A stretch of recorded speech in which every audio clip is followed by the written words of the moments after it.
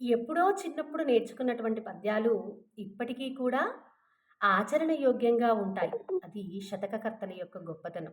అందులో సుమతి శతకంలోని ఒక పద్యం.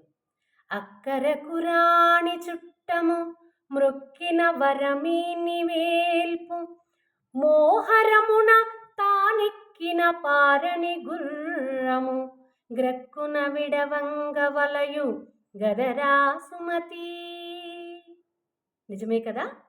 కష్టాలలో ఉన్నప్పుడు కనీసం ఓదార్పును కూడా ఇవ్వనటువంటి చుట్టాన్ని, ఎన్నిసార్లు ప్రార్థించినా వరాలివ్వనటువంటి వేల్పుని, యుద్ధభూమిలో ముందుకు సాగనటువంటి గుర్రాన్ని వెంటనే విడిచిపెట్టమంటున్నాడు. అప్పుడు చెప్పినా ఇప్పటికీ కూడా దాన్ని ఆచరిస్తే సత్ఫలితాలే వస్తాయి. ఇది శతకకర్తల యొక్క గొప్పతనం, ఆ పద్యంలోని అందం, మకరందం.